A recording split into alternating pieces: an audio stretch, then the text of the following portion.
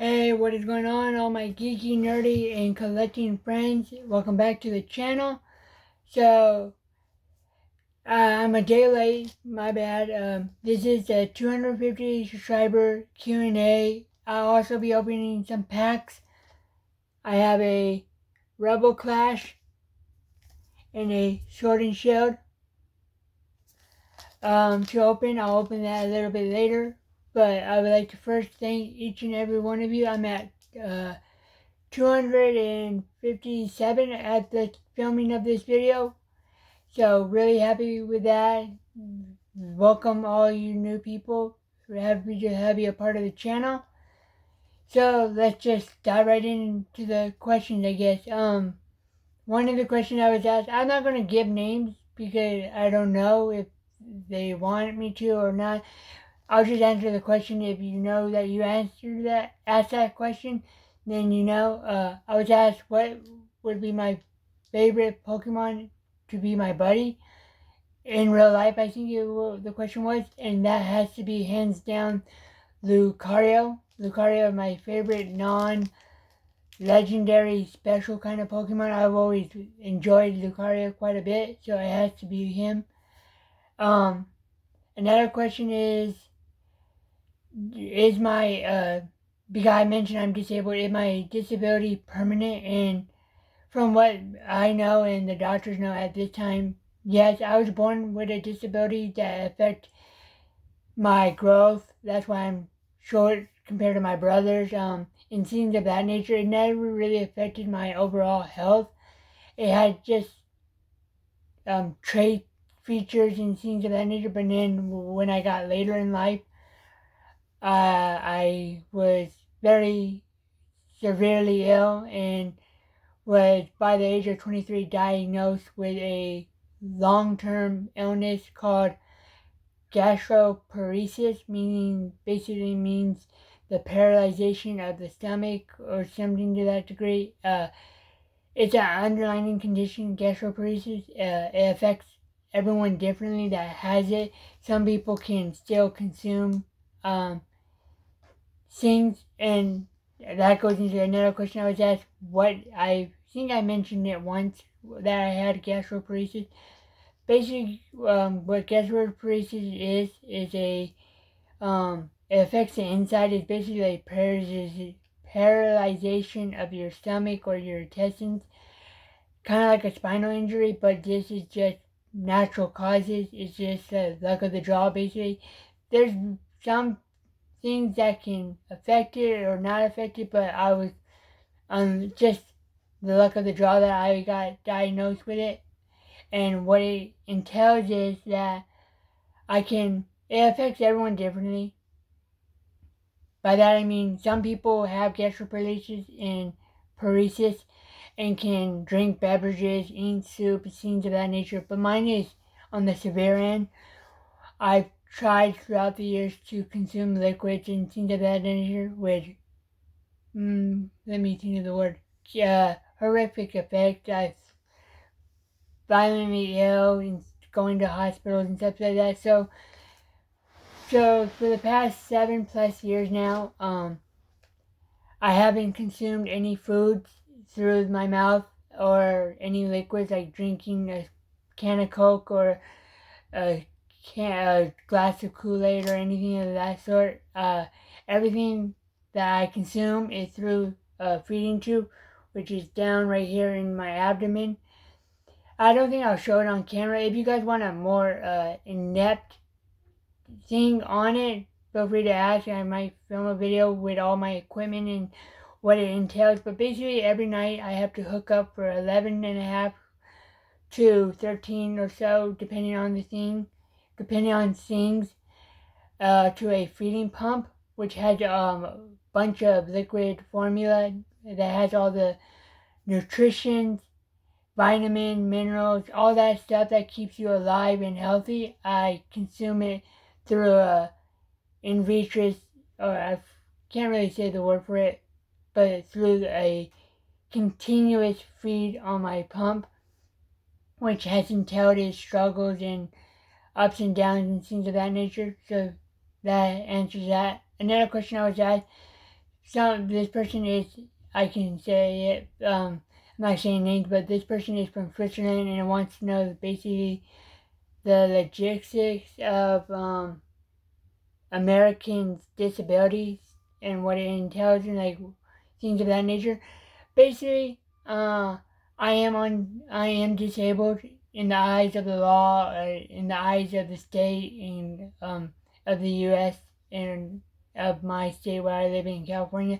I'm considered disabled. I'm on disability and things of that nature, and what that means is because of that, I actually have not had a job in quite some time. Actually, I've never had a real job. I worked two places back in 2020 for like all the way till mm, spring of 2021, but those two separate places was disastrous. Um, I went for a position that I shouldn't have with my condition, and when I tried to switch it up or ask for to be placed in a better position, I was in layman's terms told you not that they didn't have to, so I left one job, another job, new both jobs, and every job I go in for, like interviews, I let them know right off the bat I'm disabled, so that it doesn't shell shock them and they can better adapt or better adapt to my situation and stuff. But those two places were not the best fit for me. I've applied to since leaving the last one in spring of 2021 to at least 100 different positions to probably 25 different restaurants or so, uh, fast food restaurants and such. I've been on at least this year alone, 2023, 4 separate interviews, and none of them panned out because of my situation. I'm only available to work a certain amount of hours, so says the state, and then certain hours of the day. I only can work like from 9:30 till like 3:30 or something like that, depending on scenes. Because I'm on a feeding tube all night long, and I have to inject medicines and things of that nature. So it's been very difficult finding a part-time job for us for an income, and the income I do get from being disabled would not be if I didn't live with family and had their support and their help. I would be screwed. It's not enough to live on, let alone pay rent. It's not enough to even pay rent. Yeah, I help pitch in for rent, a portion of the rent and bills and things of that nature with my income, but it doesn't leave me any uh, a lot for other things. And also, if I didn't live with family, it wouldn't be sufficient to live off of for rent, utilities, etc., and things of that nature. Hope that answers that. But basically, a lot of the question I got on Instagram and from people, my friends on Facebook and stuff, has to do with my disability. So I guess I'll just do that, and then I'll crack open these and sign off. But basically, um, I'm 30 years old, and I'll be 31 shortly in May. But because of my disability, it has been a very strenuous journey thus far I've lived. And like I said, because I'm disabled, I can only work part time. It's a pain in the ass to find work or find employment that will be willing to take on someone in my predicament with limited availability.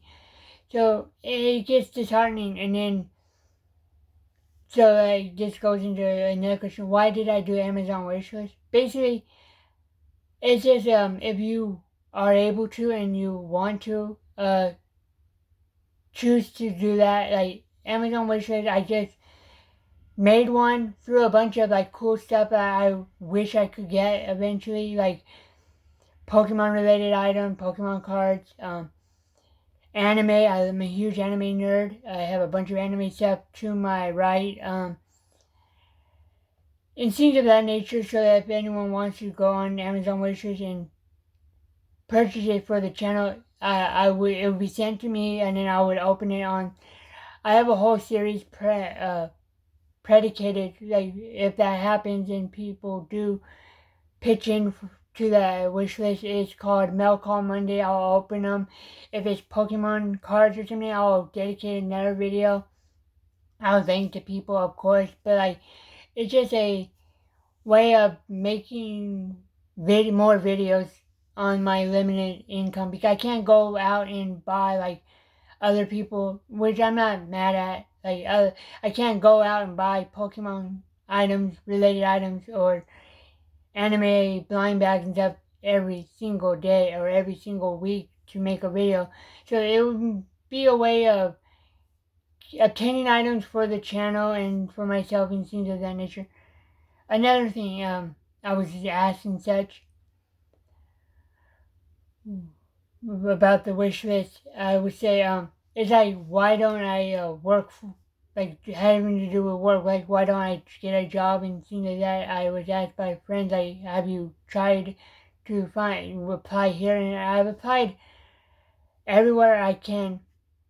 I every day I'll swipe through like a website called Indeed. I'll apply to every position I can that is suitable for someone with my circumstances. Like I said, 4 interviews, not one call back. I always get told, "Oh, we're only looking for overnight shift. We're only looking for this," and because of my limited availability, it's quite hard to find sustainable work. Even if I did work, the amount I would make would be for bills, uh, rent, bills, and the little bit I would get, I would put one to save up for a vehicle eventually, and also to buy Pokemon related items for the channel. But like, because, and also another thing, I can't, with being disabled, they only let you work so much without losing your benefits. And with someone in my circumstances who's on a feeding tube full time and have a bunch of medical expenses, it's not plausible to work and make a living off of even working. Like if I made too much, say I did, and became self-dependent, I would have to pay a bunch of medical bills for my equipment. It costs so much money that I would be bankrupt. I would be screwed. And so it's a never-ending struggle. So that's why I did Amazon wishlist, for just a way of supporting the channel and myself without losing my benefits, losing my medical insurance and things of that nature. It's just a way of making my being able to support my channel in a way that is beneficial to everyone, I guess. I hope that answers that best. But those are all the questions I got, mostly about my illness and things of that nature. Really do appreciate you even feeling comfortable enough to leave a question or ask me questions. I'm a very open individual, so if you have any questions off of this video, feel free to leave them in the comments. I reply to everyone who leaves a comment. So if you have a question, feel free to ask it. I'll answer as best I can. With that being said, enough of the questions. Let's open some Pokemon, of course. First, I'll crack open some Sword and Shield. Never opened this. I never got Sword and Shield, so curious of what you can pull. Here is a code card. Hope that helps. 1, 2, 3, 4 to the front. If it's not fire, I'm not keeping. Lightning. Lucky A. Dubwool. Dugtrio. Sobble. Blipbug. Baltoy. Wooloo. Joltik. The reverse holo is Loomberry. And Regular Rare Graplock. I hope I said that right. Alright, another pack of cards. Rebel Clash. Sorry about the focusing. Don't know how to adjust that. Bam, another code card. Hold it for a second. 1, 2, 3, 4 to the front. If it's not fire, I'm not keeping it, like I always say. But Leaf Energy. Pelipper. Palossand. Milo. Trubbish. Pidove. Hilltop. Hippolyta. Voltorb. Sandygast. Reverse Hollow is Burning Scarf. And regular rare Whiscash. As I enjoy opening it, I think I might have one more to the side. Got it. Fusion Strike. Maybe we'll pull something from there.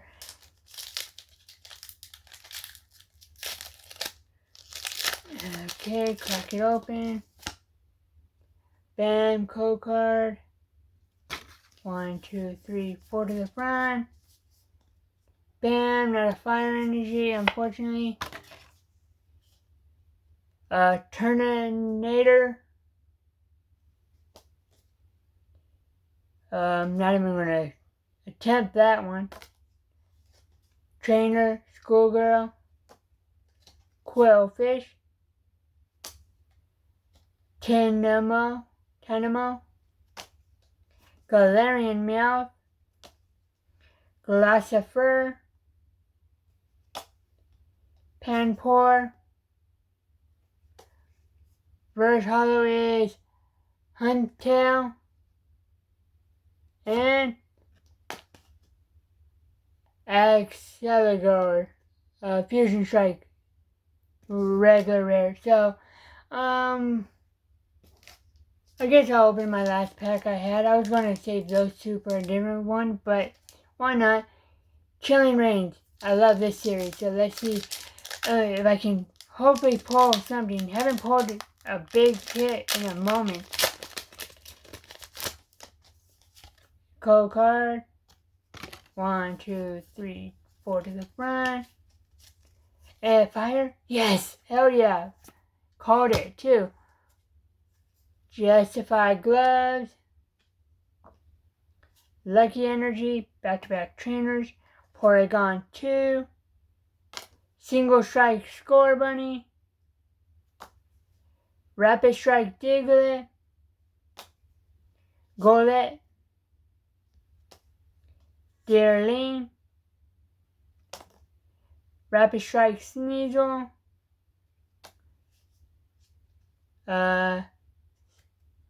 Single Strike Seviper.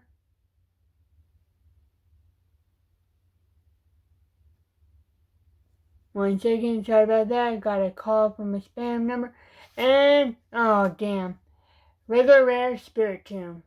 So unfortunately, no bangers, no hits in this video. Still, I really enjoy making it, answering your guys' questions and whatnot.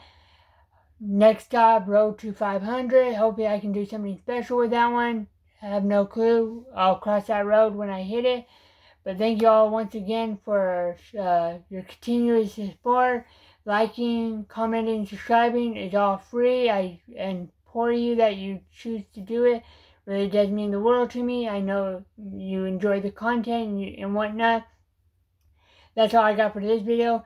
If you're interested in the Amazon wishlist, check it out down below. Also is my Instagram, where you can see pictures of items I get before I even film it. So if I pick up a Pokemon item or if I get something in the mail, I'll snap a picture, throw it up on my Instagram and whatnot. So check it out. Also, I have a business email if anyone wants to reach out for a particular purpose and whatnot. Thank you once again, and I'll see you in the next one.